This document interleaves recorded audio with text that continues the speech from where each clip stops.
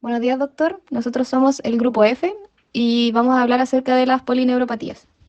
A modo de introducción, ¿qué es una neuropatía? Neuropatía quiere decir enfermedad o daño a los nervios. Y polineuropatía significa que muchos nervios en diferentes partes del cuerpo están comprometidos. Es un término general que indica la existencia de un desorden de nervios periféricos de cualquier causa. Las manifestaciones de la neuropatía pueden ser diversas, que es difícil para los médicos conocer dónde empezar y cómo proceder. Se encuentran tipos de polineuropatías como la desmielinizante, que es un trastorno que involucra la hinchazón, inflamación e irritación de los nervios que lleva a la pérdida de fuerza o sensibilidad. Y una que se parece a ella es la neuropatía axonómica, que involucra lo motor y lo sensitivo. Dentro de la epidemiología, las neuropatías tienen una prevalencia alta en la población, en general de un 2 a 3%, lo cual se incrementa significativamente con la edad, estando presente en el 8% de los pacientes mayores de 55 años y en un 24% en los mayores de 65 años.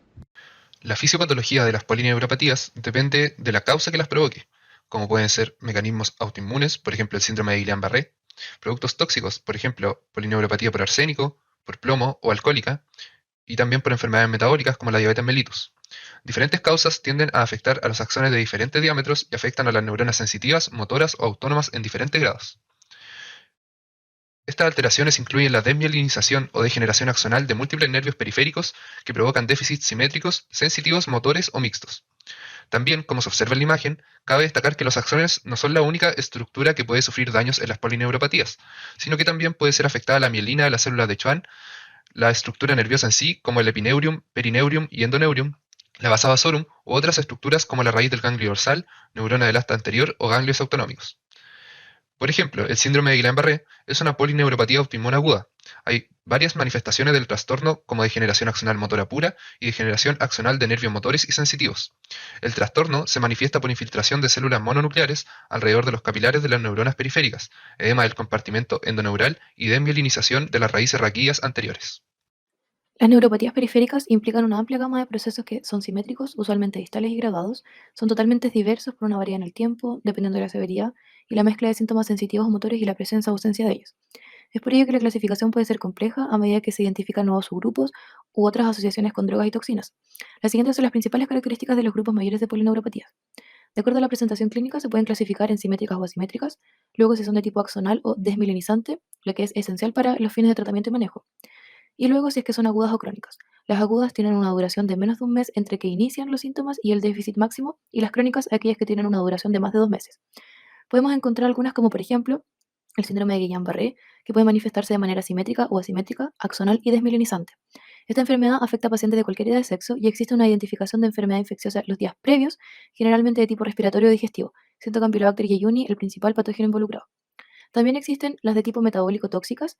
Estas son polineuropatías de afectación bilateral y simétrica, generalmente con predominio distal, afectando primero las extremidades inferiores y luego las superiores.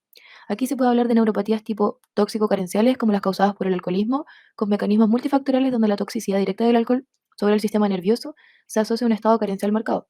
Aquí el manejo es el cese del alcohol y la suplementación vitamínica, especialmente con vitamina B. Otras causas pueden ser tóxicos ambientales, en especial industriales, y fármacos como la amidarona o algunos antineoplásicos. Por otro lado, las polirradiculoneuritis pueden ser desmielinizantes subagudas o crónicas. Aquí el déficit es simétrico o a veces multifocal y las velocidades de conducción nerviosa están disminuidas donde los bloqueos de conducción son parte del diagnóstico positivo. Dentro de las neuropatías asimétricas, axónicas, agudas, subagudas y crónicas encontramos la vasculitis. Esta es una mononeuropatía múltiple donde se afecta uno o varios troncos de manera individual o sucesiva, generalmente causada por un mecanismo isquémico. Dentro de las neuropatías infecciosas podemos encontrar la enfermedad de Lyme, causada por garrapatas, donde los nervios craneales, sobre todo el facial, suelen afectarse.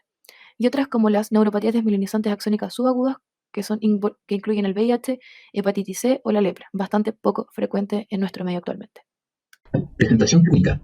Las polineuropatías se caracterizan clínicamente por pérdida sensorial distal simétrica, sensación de ardor o debilidad.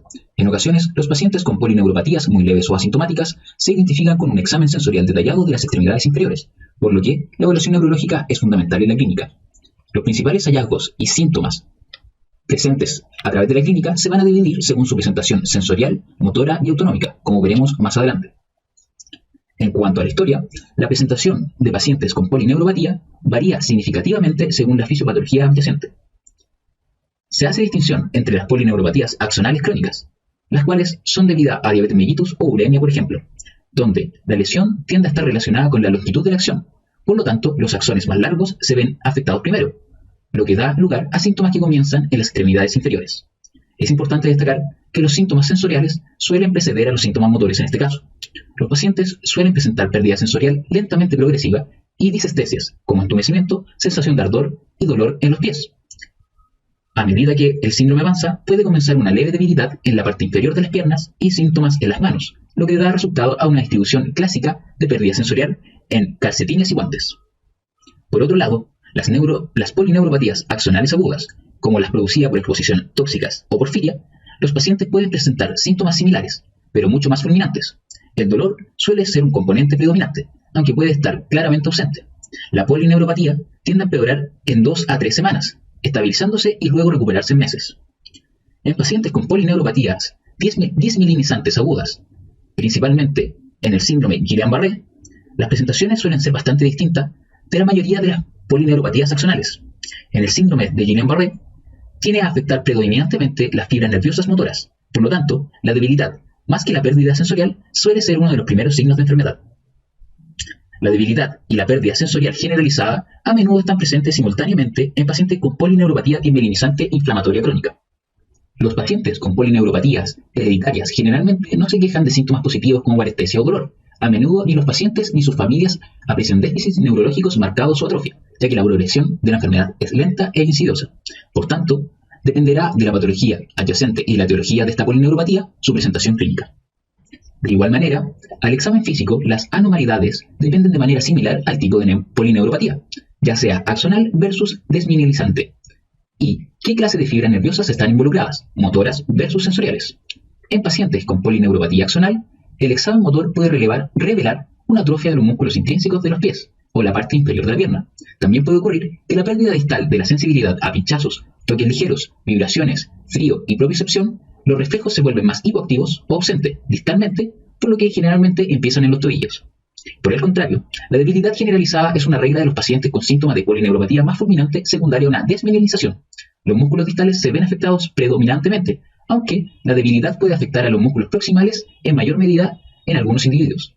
La sensación también se reduce. Las fibras mielínicas grandes son las más dañadas, por lo que da lugar a anormalidades en las pruebas vibratorias y de propiocepción. A menudo no guardan proporción con la pérdida de la sensibilidad al pinchazo.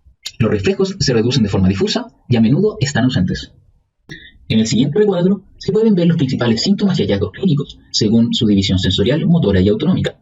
También hablamos en base al diagnóstico, para destacar que probablemente no sea necesario realizar pruebas diagnósticas extensas en un paciente con síntomas leves que tiene un motivo subyacente conocido, por ejemplo, diabetes mellitus, abuso de alcohol o quimioterapia. Por otro lado, se justifica una evaluación diagnóstica en pacientes sin una etiología clara, o quienes los síntomas son severos y rápidamente progresivos, y para pacientes con características atípicas. Estas características justifican la evaluación completa: la asimetría, el predominio motor, un inicio agudo, implicación autonómica prominente, síntomas severos o rápidamente progresivos, ataxia sensorial. Además, la historia de la polineuropatía en sí se debe preguntar a los pacientes sobre enfermedades virales recientes, otros síntomas sistémicos, nuevos medicamentos, exposición a solventes, metales pesados u otras toxinas potenciales, el consumo de alcohol y antecedentes familiares de la enfermedad neurológica. Destacamos, y es importante entender, que en el examen neurológico, la combinación de la pérdida del reflejo distal y la vibración reducida o sensibilidad al pinchazo es un signo clínico sensible y específico del diagnóstico de polineuropatía. Los estudios electrodiagnósticos anormales brindan un mayor nivel específico a la definición del caso y no deben usarse solo para hacer el diagnóstico. En la parte inferior de este diagrama mostramos las pruebas diagnósticas, las imágenes, la biopsia, los métodos diagnósticos de fibra pequeña y la genética a realizar en pacientes que presenten polineuropatía. En cuanto al curso clínico, los pacientes con polineuropatías crónicas axonales generalmente experimentan una progresión lenta de la enfermedad durante el periodo de años. Por ejemplo, los pacientes con polineuropatía diabética o en adultos mayores con polineuropatía axonal idiopática, la pérdida sensorial ascenderá lentamente y aumentará la severidad de las piernas antes que de las manos se vean afectadas. En la polineuropatía axonal secundaria a toxinas, como la polineuropatía alcohólica, las exacerbaciones seguirán a una mayor exposición al patógeno. Por tanto, el mensaje es: el curso clínico también dependerá de la etiología de esta polineuropatía. En esta diapositiva se indica el algoritmo diagnóstico simplificado para una polineuropatía. Esto solo tiene en cuenta la evolución de la enfermedad y las presentaciones clínicas, sin electrofisiología, pruebas de laboratorio ni métodos diagnósticos avanzados. Aquí se divide la sospecha de polineuropatía según aparición aguda, subaguda o crónica. También se divide en simétrica y asimétrica. Acá predomina también el diagnóstico motor, diagnóstico sensitivo y diagnóstico autonómico, según las siguientes etiologías específicas para cada una de ellas. Por otro lado, adjuntamos un algoritmo diagnóstico relevante en presencia de estudios avanzados de laboratorio y electrofisiología, la cual orienta a etiologías específicas. Recalcamos que probablemente no sea necesario realizar pruebas diagnósticas extensas en un paciente con síntomas leves que tiene una causa subyacente conocida de neuropatía, como lo son la diabetes mellitus, halcón y quimioterapia. Neuropatía diabética. Se produce como resultado de la isquemia nerviosa causada por la enfermedad microvascular, además de por los efectos directos de la hiperglucemia sobre las neuronas y los cambios metabólicos intracelulares que afectan la función de los nervios. Se han descrito numerosos tipos, por ejemplo, polineuropatía simétrica, neuropatía autónoma, radiculopatía, neuropatía craneal, mononeuropatía, etc. La polineuropatía simétrica es la más común y afecta a las porciones distales de los pies y las manos, en una distribución de medias y guantes. Se manifiesta con parestesias, disestesias o una pérdida indolora del sentido del tacto, la vibración, la propiocepción o la temperatura. En los miembros inferiores, estos síntomas pueden evitar que los pacientes adviertan traumatismos en los pies, debido a calzado inadecuado y a un apoyo anormal del peso, lo que a su vez puede promover la aparición de úlceras e infecciones, fracturas, subluxaciones y luxaciones o la destrucción de la estructura normal del pie. El diagnóstico de la polineuropatía simétrica se realiza a través de la detección de las deficiencias sensitivas y la disminución de los reflejos aquilianos. En la prueba de cribado para pie diabético, la pérdida de la capacidad de detectar el contacto delicado de un monofilamento de nylon indica que el paciente tiene el máximo riesgo de desarrollar úlceras en el pie. Alternativamente, se puede utilizar un diapasón de 128 Hz para evaluar la sensibilidad vibratoria en el dorso del primer dedo. Puede ser necesaria una electromiografía y estudios para evaluar la conducción nerviosa para todas las formas de neuropatía, que a menudo se emplean para excluir otras causas de síntomas neuropáticos, como la radiculopatía no diabética y el síndrome del túnel carpiano. Por otro lado, el control estricto de la glucemia puede reducir la neuropatía. En los pacientes con pérdida de la sensibilidad deben examinarse los pies todos los días para detectar traumatismos menores y prevenir su progresión a infecciones que amenacen la vitalidad del miembro. Dado que las polineuropatías pueden tener una multitud de etiologías y alteraciones concomitantes, es que las opciones del tratamiento van a depender directamente de la causa, por lo que un diagnóstico oportuno de la etiología de la polineuropatía es un requisito previo para el inicio del tratamiento específico adecuado. Dadas estas múltiples etiologías, es que prácticamente todas las especialidades médicas entran en contacto con pacientes con polineuropatías, de lo que se desprende que el enfoque para el manejo de las polineuropatías es multifactorial. En otras palabras, utiliza medidas farmacológicas y no farmacológicas. Pero además, el tratamiento de las polineuropatías involucra un pilar importante responsable del malestar del paciente, que es el dolor, lo que condiciona su calidad de vida, donde cabe destacar que aproximadamente el 50% de todas las polineuropatías están asociadas con dolor. El manejo de las polineuropatías es tratar los mecanismos patogénicos de la etiología de base. A modo de ejemplo, en la pantalla se observa la polineuropatía inducida por alcohol, donde se da una neuropatía sensitivo-motora axonal.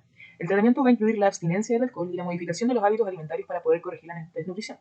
Si se mantiene la abstinencia, la neuropatía eventualmente podría resolverse en meses o años.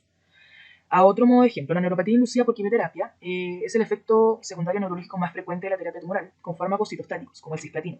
Estas se tratan suspendiendo la medicación causal, siendo diferente el grado de reversibilidad de los fenómenos neurotóxicos causados por los fármacos de la quimio. Las neuropatías tóxicas, donde numerosos fármacos y toxinas ambientales van a ser capaces de causar polineuropatía y evitar la exposición y la eliminación rápida de toxinas, representan el pilar del tratamiento. Ejemplo de neuropatías tóxicas es el caso de los metales pesados, donde la eliminación puede ser promovida por agentes complicantes y diuresis forzada. Respecto más específico, como hablábamos anteriormente, de la neuropatía diabética, específicamente como se abordó, la polineuropatía simétrica distal es una de las complicaciones crónicas más frecuentes de la diabetes mellitus. Esta suele caracterizarse por una pérdida sensorial progresiva, sin embargo, algunos pacientes pueden desarrollar dolor crónico. Es por ello que el tratamiento de esta polineuropatía tiene tres objetivos principales. El primero es el control de la glicemia, donde respecto a esto se ha podido demostrar que un control glicémico temprano óptimo puede retrasar o incluso prevenir la polineuropatía simétrica distal en la diabetes mellitus 1, en la 2 y en la prediabetes, variando en cada una de ellas. El segundo pilar es, como mencionaba anteriormente, el tema del control de los mecanismos patogénicos propios de la etiología. Y en tercer lugar es el manejo del dolor, y respecto a esto es principalmente farmacológico, donde los fármacos de primera línea van a incluir antidepresivos, donde destacan los inhibidores selectivos de la recaptación de serotonina y antidepresivos tricíclicos, y a esto se agrega la pregabalina. Los medicamentos de segunda y tercera línea van a incluir opioides y analgésicos tópicos. Si bien es potencialmente eficaz en el tratamiento del dolor neuropático, los opioides no se consideran de primera opción debido a las reacciones adversas y los problemas de adicción.